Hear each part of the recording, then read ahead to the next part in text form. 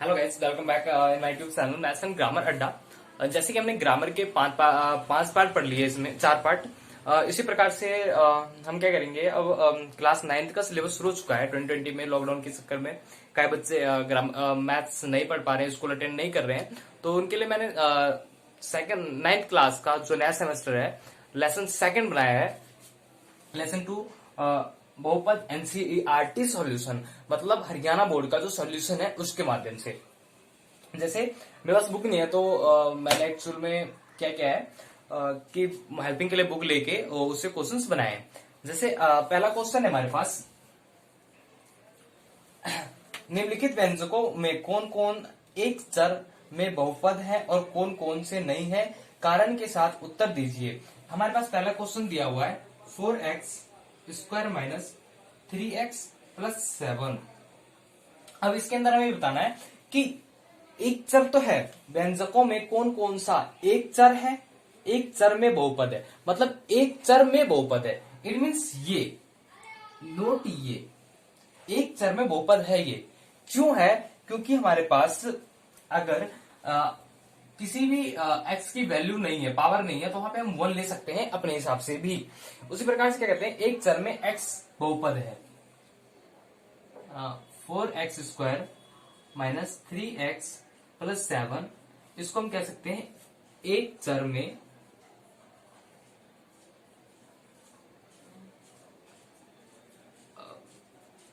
Minus x बहुपद है -1 पे, -1 पे। अब उसी प्रकार सेकंड है हमारे पास y², सेकंड हमारे पास y² प्लस √2। अब इसमें क्या है, एक चर y में बहुपद है। इसमें क्या है, एक चर y में बहुपद है। क्यों है? क्योंकि इसमें प्लस में है। y² प्लस √2 एक चर y में बहुपद है।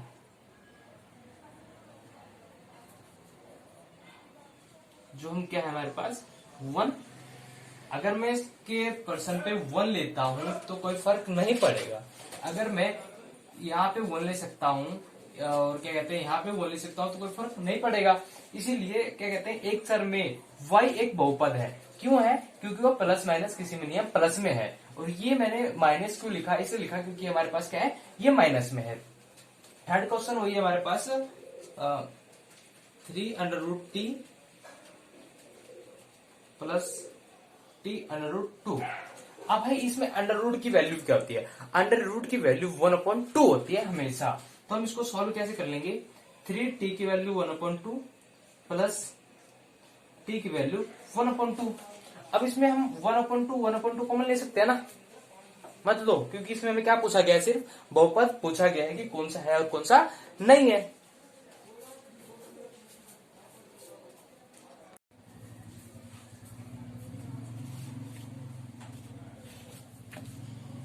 अब इसके अकॉर्डिंग हम क्या कह सकते हैं, इसके अकॉर्डिंग हम ये कह सकते हैं, एक चर में, ये एक चर में है,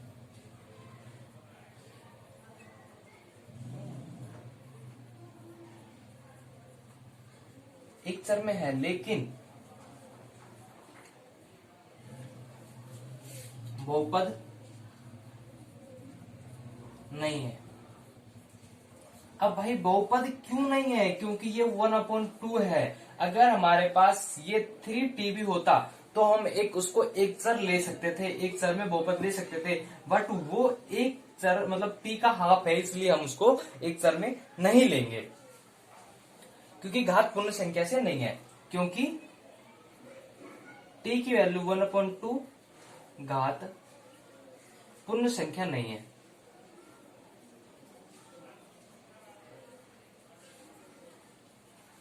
उसी प्रकार से हमारे पास चौथा है, चौथा क्या है, एक मिनट,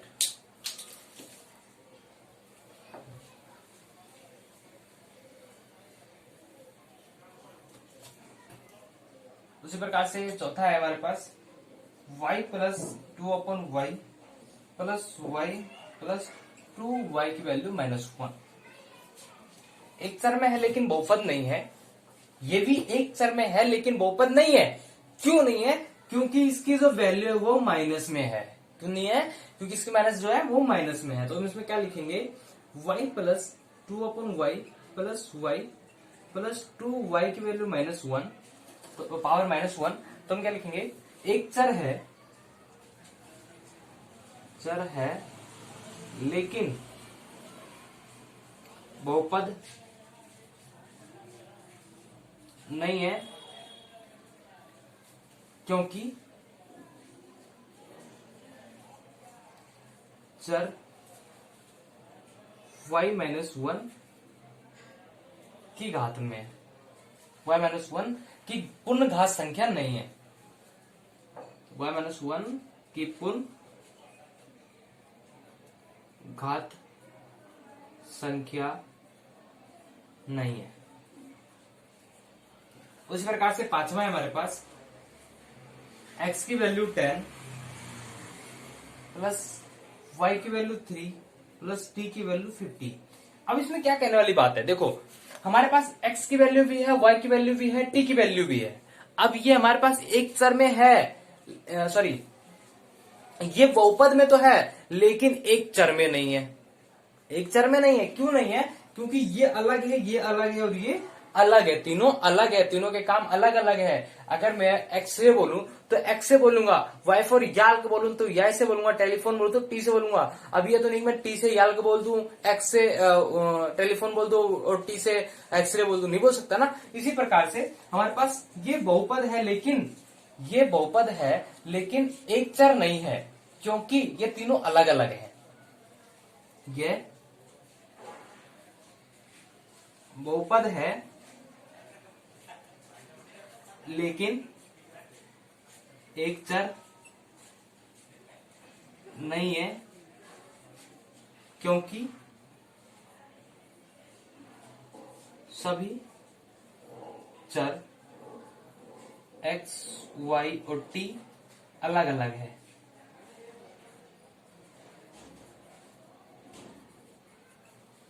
ठीक है। अब उसी प्रकार से इसमें हमारे 5 ही क्वेश्चन थे। सेकंड करते हैं।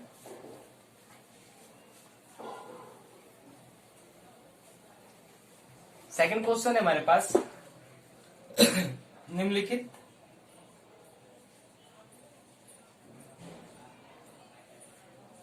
क्वेश्चन 2, निम्नलिखित में प्रत्येक में x² का गुणांक लिखिए। अब हमें x² का गुणांक करना है, x² को क्वालिफाइड करना है कि क्या है। अब जैसे मैं लिखूं, पहला एक क्वेश्चन हमारे पास 2 प्लस x² प्लस x। अब इसमें क्या है, x की पावर 2 है, तो इसमें क्या लिखेंगे, अगर हमारे पास कोई वर्ड नहीं है तो हम यहाँ पे 1 ले सकते हैं। अगर हमारे पास कोई वर्ड नहीं है तो हम यहाँ पे 1 यूज कर सकते हैं x से पहले। तो क्या होगा हमारे पास x², इसमें x² का गुणांक 1 है। उसी प्रकार दूसरा क्या है, 2 माइनस x² प्लस x की क्यूब। अब इसमें क्या करेंगे, x² एक गुणांक है, x², इसमें x² का गुणांक है, परंतु किसमें है, -1 में। परंतु -1 में क्यों है, क्योंकि हमारे पास ये वैल्यू किसकी है, माइनस की वैल्यू है। तो मैंने क्या बोला था, अगर हमारे पास प्लस से पहले x और y में कोई वैल्यू नहीं है तो हम वहां पे 1 ले सकते हैं, इससे हमें कोई फर्क नहीं पड़ेगा। इसी प्रकार थर्ड क्वेश्चन है हमारे पास π/2 प्लस π/2 x² प्लस x। अब इसमें मैंने क्या कहा, π/2 x² प्लस x, ये क्वेश्चन है हमारे पास। अब मैं इसमें कह सकता हूं x² इसमें एक्स स्क्वायर का गुणांक पाई अपॉन 2 है। क्यों है? क्योंकि मैंने क्या बोला था, अगर हमारे पास कोई वैल्यू नहीं है तो हम यहाँ 1 ले सकते हैं। अगर हमारे पास ऑलरेडी वैल्यू दे रखा है पाई अपॉन 2, तो हम पाई अपॉन 2 ही तो यूज करेंगे ना, जो कि हमें इस क्वेश्चन में पूछा गया है। निम्नलिखित में से प्रत्येक एक्स स्क्वायर का गुणांक लिखिए, है ना। ठीक है, उसी प्रकार से फोर्थ क्वेश्चन है हमारे पास under root 2x minus 1।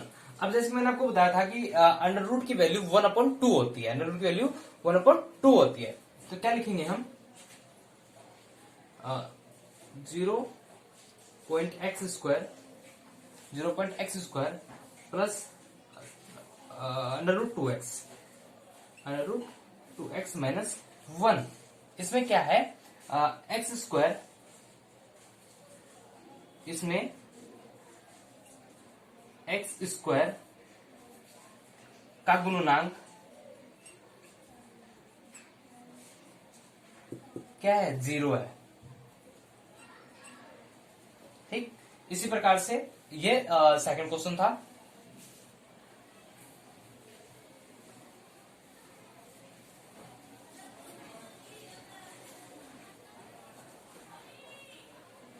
Third question क्या रखा है, 35 घात वाले 35 घात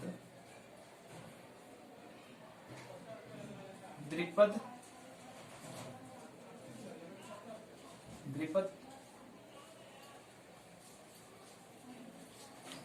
का है का और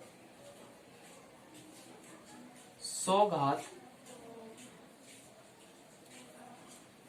के एक पदी 100 घात के एक पदे का एक एक उदाहरण दीजिए। अब इसने क्या कहा कि 35 घात का द्विपद का और 100 घात के एक पदी, मतलब इसका एक पद होना चाहिए, इसका एक पद और इसका द्विपद का हमें एक एक उदाहरण देना है। तो हम पहले में क्या कह सकते हैं, 35 घात द्विपद इक्वल टू एक्स की वैल्यू 35 प्लस 3। तो द्विपद कहा ना इसने, इसलिए सेकंड में हम क्या कह सकते हैं, 100 घात एक पद 100, 3 की वैल्यू 3x की वैल्यू 100। ये एक घात हो गया, ये हमारे पास 2 घात हो गया, 1 2 और ये पूरा मिला के 1। ठीक है, इस प्रकार से इतना छोटा था इसका सॉल्यूशन। फोर्थ क्वेश्चन हमारे को कहता है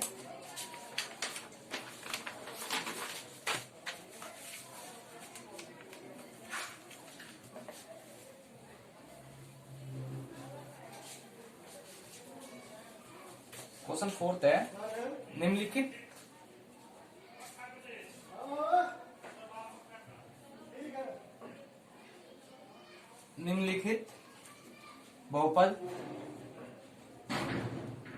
बहुपदों में से प्रत्येक बहुपद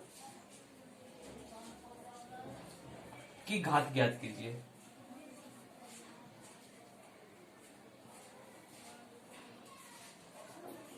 अब जैसे हमने पढ़ा था कि फर्स्ट में हमने उसकी घात निकाली थी कि एक्स की स्क्वायर है तो उसकी घात क्या है। सेकंड में हमने सेम चीज उसको डिफाइन किया, एक्स स्क्वायर की घात क्या है।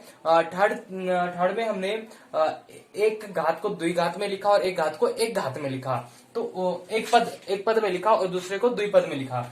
इसी प्रकार से चौथा क्या कहता है, निम्नलिखित बहुपदों में से प्रत्येक बहुपदी की घात कीजिए। जैसे क्वेश्चन दिया हुआ हमारे पास 5x³ plus 4x² plus 7x। अब इसमें क्या कह सकते हो आप, बहुपद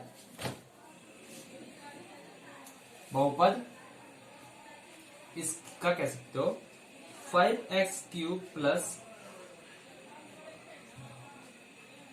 4x² प्लस 7x की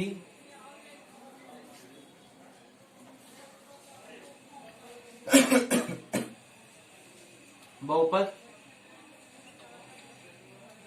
5x³ plus 4x² plus 7x की घात 3 है।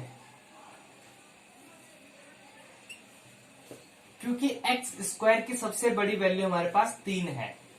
ठीक है, उसी प्रकार से सेकंड क्वेश्चन है हमारे पास 4 माइनस वाई स्क्वायर, जिसमें हम बहुपद क्या कहेंगे 4 माइनस वाई स्क्वायर की घात मतलब सॉरी बहुपद 4 माइनस वाई स्क्वायर की घात 2 है। क्योंकि हमारे पास y का एक ही तो वर्ड है, स्क्वायर तो दिया हुआ है, दूसरा तो दिया ही नहीं है, इसलिए हम क्या कह सकते हैं 4 माइनस वाई की घात 2 है हमारे पास। क्यों है? क्योंकि सबसे बड़ा वर्ड क्या है हमारे पास 2 है। उसी प्रकार से तीसरा है हमारे पास 5t माइनस √7। अब क्या कहेंगे 5t की वैल्यू हम 1 ले सकते हैं ना, यहाँ पे t की वैल्यू 1 ले सकते हैं प्लस √7। अब क्या कहोगे आप बहुपद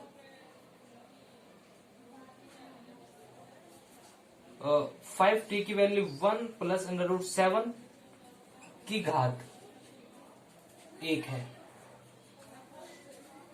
फोर्थ क्वेश्चन है हमारे पास 3, सिर्फ 3 दिया हुआ है।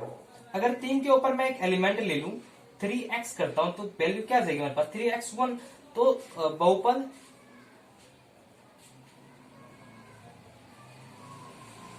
3x1 की घात 1 है। 3x1 की घात 1 है।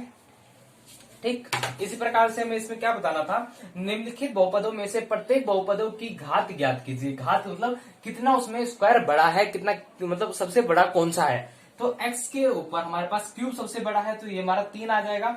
इसमें y का स्क्वायर बड़ा है तो y का स्क्वायर आ जाएगा। इसमें t है जिसमें कोई वैल्यू नहीं दी है तो मैंने कहा था आप t के पहले अगर हमारे पास कोई वैल्यू नहीं है तो हम स्टार्टिंग में 1 ले ले, चाहे उसकी पावर 1 ले ले, हमारे पास कोई फर्क नहीं पड़ता। इसीलिए हमने t की वैल्यू 1 ले लिया तो t की वैल्यू 1 बहुपद 5t प्लस 1 √7 प्लस घात इतनी है। थर्ड में हमारे पास 3 दिया था तो हम 3 के आगे x ले ले, उसकी वैल्यू 1 ले ले तो हमें कोई फर्क नहीं पड़ेगा। इसीलिए नहीं पड़ेगा क्योंकि अगर हम x की वैल्यू 1 ले लेते हैं और 1 तो है ही हमारे पास, तो 1 1 करेंगे तो 1 आ जाएगा हमारे पास, तो 1 से मल्टीप्लाई करेंगे तो 3 ही रहेगा। इसीलिए बहुपद 3x1 की घात 1 है।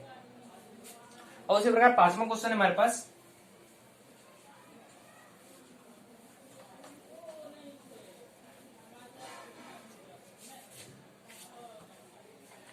क्वेश्चन 5 है हमारे पास। बताइए कि निम्नलिखित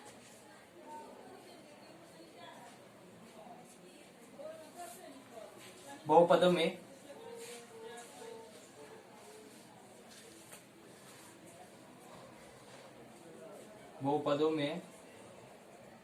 कौन एक पद है, कौन सा बहुपद है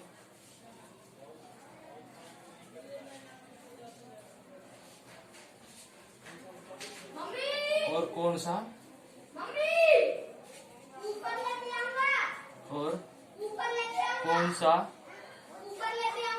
त्रिपद है।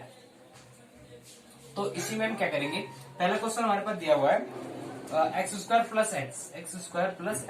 अब जैसे मैंने आपको बोला था अगर हमारे पास एक ही वर्ड है, जैसे इसमें अगर हमारे पास एक है x की वैल्यू तो हम क्या बोलेंगे उसको द्विपद बोलेंगे ना। क्यों? क्योंकि हमारे पास सबसे बड़ी वैल्यू क्या है 2 है। तो x² यह एक द्विघाती बहुपद है। क्या यह एक द्विघाती बहुपद है। दूसरा हमारे पास है x माइनस एक्स क्यूब। अब इसमें सबसे बड़ी हमारे पास x³, तो क्या ये एक त्रिघाती बहुपद है। तीसरा क्वेश्चन है हमारे पास y प्लस वाई का स्क्वायर प्लस 4। तो हमारे पास y का स्क्वायर है, तो यह एक द्विघाती बहुपद है। चौथा है हमारे पास 1 प्लस एक्स। अब मैंने क्या कहा था, अगर x की पावर हम 1 ले ले तो हमें कोई फर्क नहीं पड़ेगा। तो इसमें क्या क्या बोलेंगे, x1 यह एक रैखिक बहुपद है। पांचवा है हमारे पास 3t। अब 3t में क्या कहेंगे हम, t की वैल्यू 1 ले ले तो कोई फर्क नहीं पड़ा हमारे पास, तो हम क्या करेंगे, t की वैल्यू 1, यह एक रैखिक बहुपद है।